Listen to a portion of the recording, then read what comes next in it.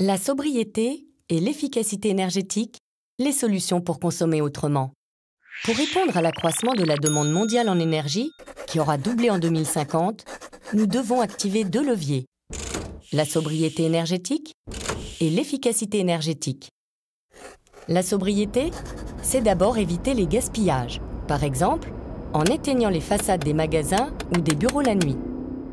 C'est aussi modifier nos habitudes.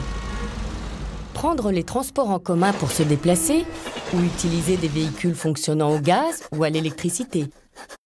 C'est d'ailleurs plus facile avec la mise à disposition des bornes de rechargement des batteries ou de stations de gaz naturel vert.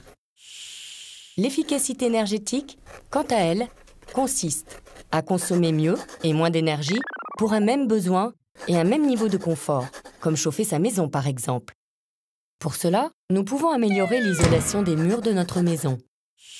Nous pouvons également installer des équipements plus performants, comme une chaudière à gaz à condensation, une chaudière à bois ou encore une pompe à chaleur, qui capte la chaleur naturelle de l'extérieur pour la restituer dans l'habitation. Autre idée, utiliser les nouvelles technologies pour mieux gérer nos consommations. Par exemple, au lieu de chauffer en continu une habitation, l'utilisateur peut programmer à distance le déclenchement de sa chaudière.